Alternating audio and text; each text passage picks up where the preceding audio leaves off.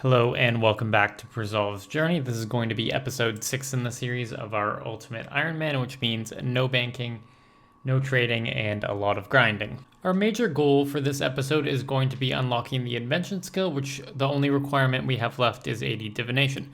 But because Divination is mostly done with caches and a daily, and it's the most efficient way to do that, we are going to do a bunch of extra things in the background while that's going on, including getting our hunter up, getting our player-owned farm setting up, and finishing off the medium wildy task, as that gets us a large amount of herblore experience, which is the most painful skill of all to train. And here is the final bird snare, and we're going to get up to 53 hunter. So I'm testing out these cobalt skill chompas here, as they're a lower level hunter requirement, and they have the same drop rate of the player-owned farms creatures, so these will be more efficient. We're getting about 33,000 experience per hour right now, but I'm going to let this timer go on a little bit longer and then use that to determine how many we catch per hour. So it's been about half an hour of training here, and we're hitting about 32,000 experience per hour, which roughly equates to about 270 catches per hour. So for the 3,000 catches to get 2 of these, we're looking at about like 12 hours worth of hunter. That'll get us 360, and we'll have a ton of these to use. They give like bonus experience when you're doing gathering skills. I envision we'll probably use it on fishing because we want to get some base fishing levels up, and just having those around can actually be kind of useful. Yes! Oh my god, we got our first one. Okay, I'm not going to check the gender yet because I want to get a second one so I can have like the hype moment of knowing which one I can get. Oh my god, that was so quick. Right after I turned in the rocks, we got the second one.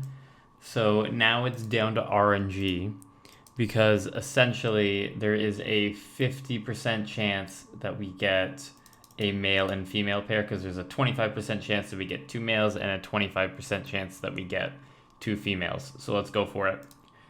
The first one is a male, and the second one, I don't even want to look, is also a male.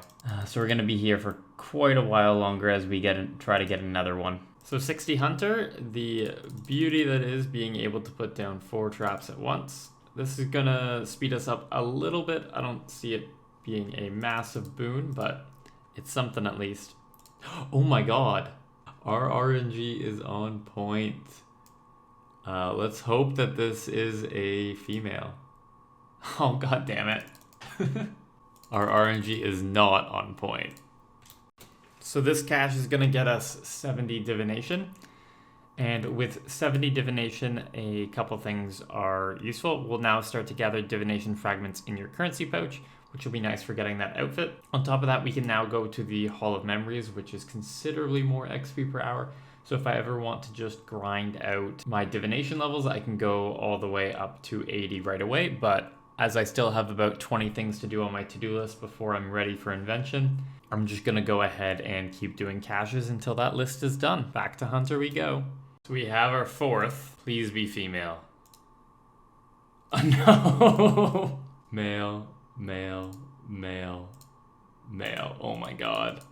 So we're currently doing our penguins, and I'm doing a bit of a cool strategy, but because we have the Reaper portal set to Barrows, we can teleport to Barrows pretty much instantly instead of having to do the long walk, and we can spy on this rock right here. Okay, so we got our 5th one. Please be female. No, I got a 5th male. What the hell? So this is the last skill champa before 67 hunter. This was going to be our original stopping point here because we can move on to black salamanders. But because we don't have the female chinchampa yet, we're going to stick here for basically ever. No, our upwards ending point for this will be 75 hunter when we unlock big game hunter. So if we get to 75 hunter and we don't have the female, which I think is going to be incredibly unlikely, we'll just end up putting 2 males in the pen and hoping they adopt after a couple weeks. It'll slow down our farming gains, but at that point, I will not want to stay here any longer. So we just got our 6th Cobalt Chinchampa, and we again have a 50% chance. Please be a female. Yes! We're done here! Thank you, Penny. This is like the best feeling I've had since getting the next slug done on my main. So every time I come to do Herbie Warby and come to Anachronia, I'm gonna go ahead and start to upgrade our base camp. We're gonna want our base camp to get up relatively quickly, and there's no actual skill requirements until the very end, so I might as well start banking up these resources, as it's just a time lock thing. So the first thing you do is you get the storehouse, and then once you have the storehouse, then you get the sleeping quarters, then you upgrade the town hall, and then you repeat. So we need to get 10,000 wood, 10,000 leaves, and 10,000 furs. So our next skilling adventure is going to be agility, and with the advent of the Anachronia agility course, we can just go back and forth on this obstacle and get about, I believe it's 24k XP per hour, because you can do 1200 per hour, because it takes 5 ticks. But I'm bound to lose some ticks, so it'll be probably like 20k XP per hour. And if we look, we have 72k XP to go to 52. But on our way to 52, we're also going to be doing some quests. That is Troll Romance, Kenneth's Concern, and Land of the Goblins. And combined, they give 16k agility experience. So I'm going to stop when I'm 16k short of 52, so we can just let the quests get us up to 52. One thing to note about agility here is the fact that the damage you take is based off your HP. So make sure you keep really low HP and then just eat a food whenever you're getting very close to dying. So it looks like we're gaining about 20,000 XP per hour. I think with no missed ticks, it would be exactly 24k per hour. Because it takes 5 ticks to go across, so we can do 1200 per hour. We got exactly 1 XP below 18,000, and now we can get away from this stupid obstacle. So it's time to start the next grind, and the next grind is Thieving. We want to get ourselves up to 62 Thieving. That unlocks the Guild of Our Own quest, which gives us some herblore experience, and it also sets us up for safe cracking, which can be a great AFK for us when we have nothing else to AFK. As getting 90 in Thieving lets us unlock ports, which is time lock content. So the method is pretty simple. You basically open the 6 doors and then you hop to your next world. For this one, I started at world 5 and I hop to every member's world. And I hope that I get to a world with doors. And then eventually I'll run into a position where the doors will have reset on another world. And when that happens, I just hop back to the start of the list, usually to keep track of what worlds you've been on. Either start at the top or the bottom, so world, I guess would be world 5 or world 140, and then continue going in a singular direction. And that just makes it really easy to track. We gain 1.5k XP per world. I did a XP tracker, and we're at about 12 minutes here, and it's looking at 110k experience per hour. It's pretty flat, so this seems to be quite a reliable number, assuming I don't end up hopping to worlds that are taken. You can see there's this one little flick down here, but that's when I had to hop like 2 or 3 times to re-find a new world. So this is going to be our final world here. We're going to get up to 62 Thieving.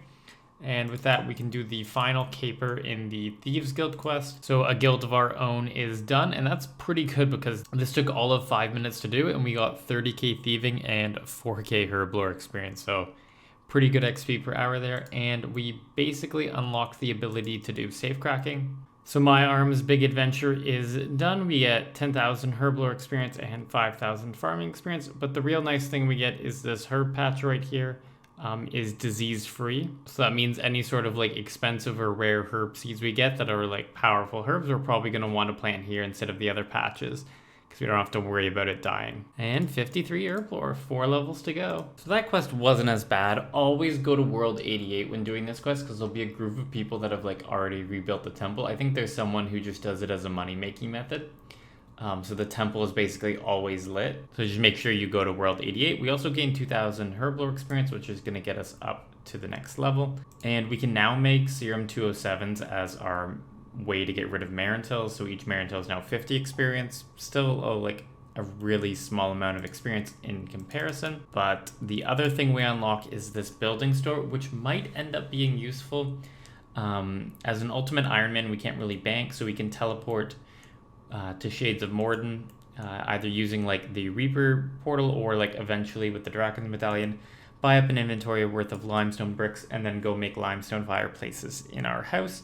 I'm unsure of how quick that'll be and whether it'll be just cutting oak logs outside of the Rivington portal, but I'll do some testing later. And boom, Zogre Flesh Eater is done. 2k more herb XP, getting that much closer to 57.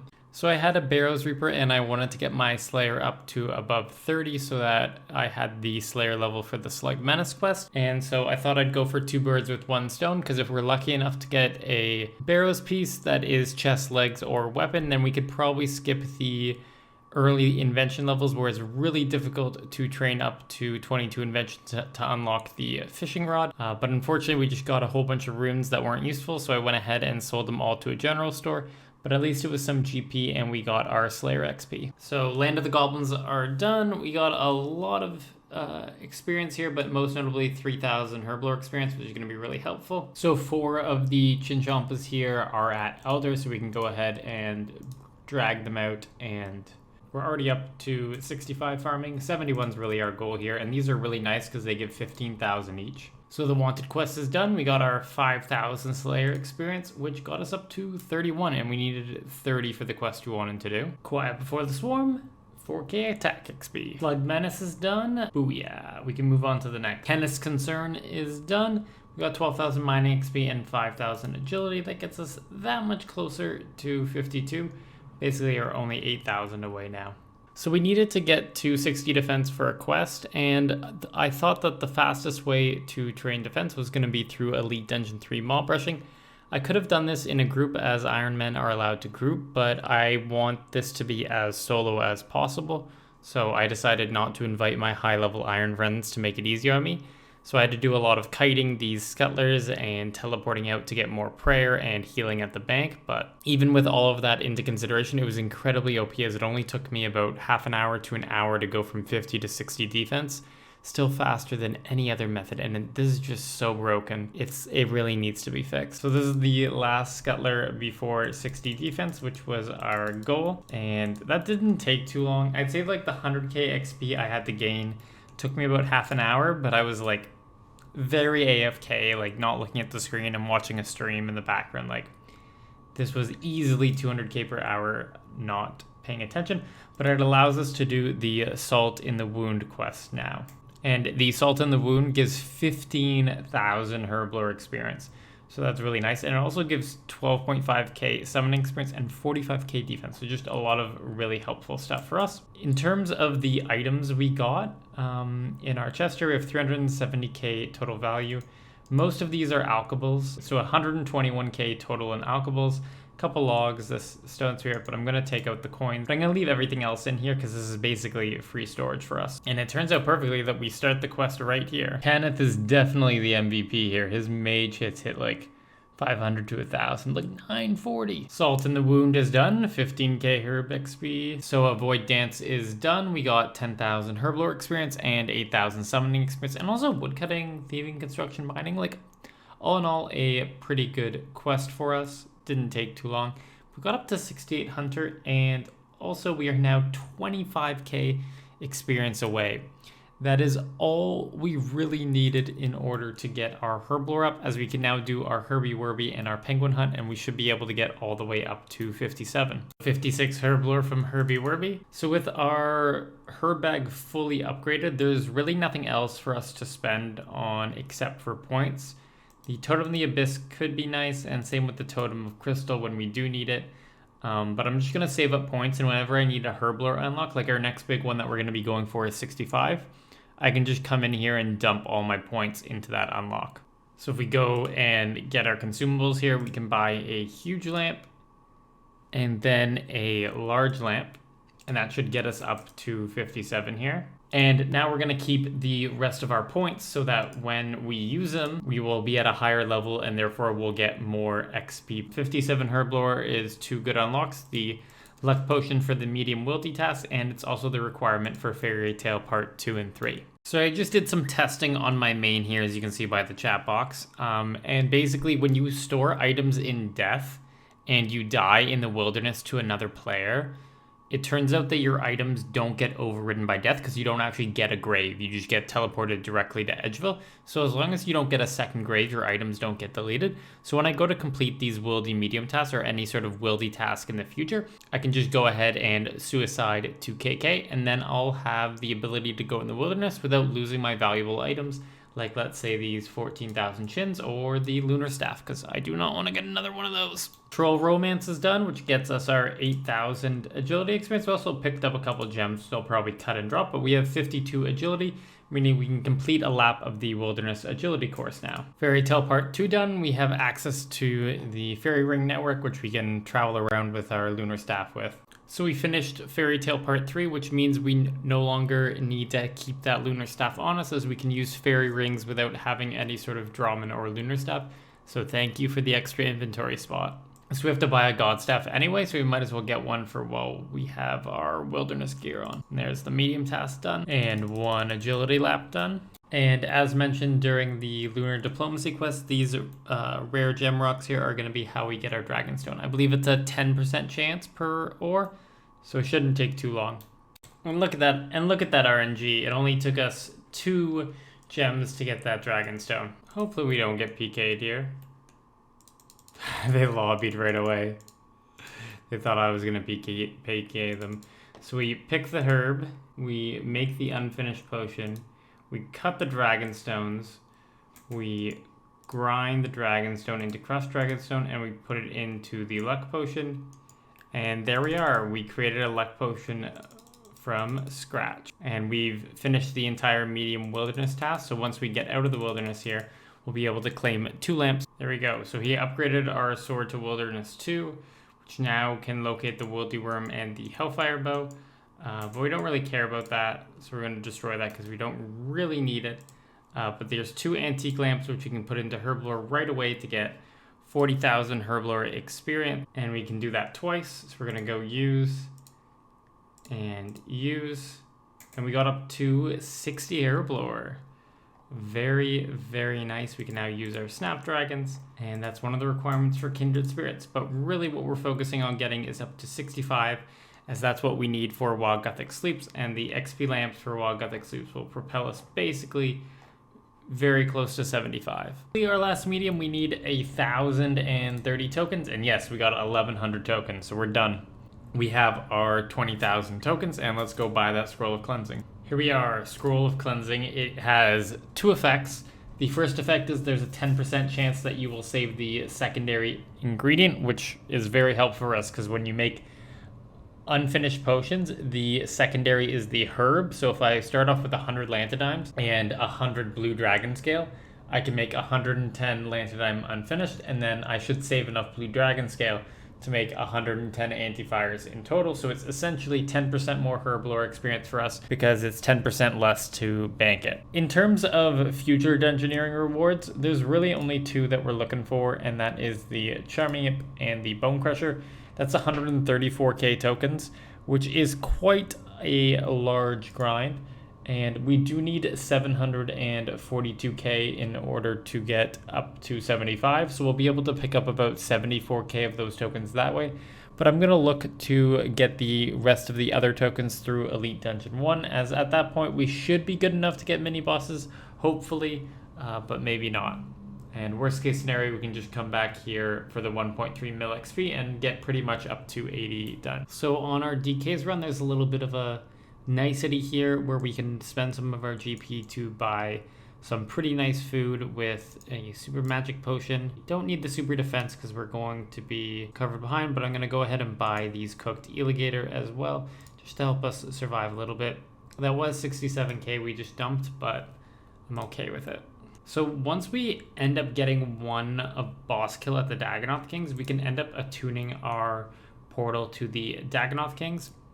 And with that, that means that we don't need to go through the long process of getting there. We can just boom, step right through here and have it not be a problem. So I'm looking forward to that on future trips. So we made the long journey through the DK's lair. We ended up using like 4 or 5 Karamwans and 3 cooked alligator. But we're at full HP, have some prayer left. So what we're going to do is we're going to jump in on standard mode and then immediately leave because Ironman can create free standard instances. And then we're going to change it to fastest spawn, but we're going to go on rejoin to get back in there. Now we need to quickly surge to this corner before they spawn, and we'll get Dagonoth Rex on us, and then come over to the safe spot here. And he's kind of stuck on the edge of the rock here, and he can't hit us. Because he's weak to fire spells, we're going to go ahead and use Fire Blast, and that should help us. We're also going to drink a super magic potion, which I bought to help our kill per hour go up. And now that we have this one first kill, our trips will be so much easier because we can just teleport right to DKs in the future. Okay, after like 8 kills, I got a Zerker ring. This warrior helm's gonna alch for a lot. 46k. Pretty good. I got the dragon hatchet. So Lambo, my friend, said I was gonna get it on kill number 94. Let's see where we got to. We definitely got lucky. Kill 49, so he was like half right. He just got the numbers backwards. So good job, Lambo. So we're also going to sell this Berserker ring. It's kind of sad, only 3,000 GP, but it doesn't have many uses except for the Master Clue step, but to be able to store it in a Master Clue hidey hole, we need 88 construction. Hidey hole master takes 4 mahogany planks, 10 nails, and 1 gold leaf at 88. So once we get to 88 construction, I'll probably go back to DKs and try to fill up that hidey hole. Because that's free storage for us. But until then, I don't see it having much use. There's just much better combat rings we can use. So thank you for 3k GP. So it turns out that the Ectofuntus Hun RS3 is just a pot generator. You don't actually need any pots. You can just turn on the grinder, empty it out, and boom, turns the bones in, even though I have no pots in the inventory. So the last of our bones here, we finished them off. Let's see, are we gonna get another level? No, we're gonna be just short. Wow, 100 XP to go for 53. So I went ahead and decided to make some urns for our divination training, and might as well, it cuts off 20% of the actual time spent there. And with our caches, our divination outfit, and etc., it looks like we'll probably need just about 100 of these. So I went ahead and bought 100 mind runes, which we can then add to the urns. Full inventory of jars, and you can just see the XP roll in. We get 4.4k for every jar we put down, basically. Wow. And we have 25 jars, so that's 100k XP. So we'll be just short of level 77 now.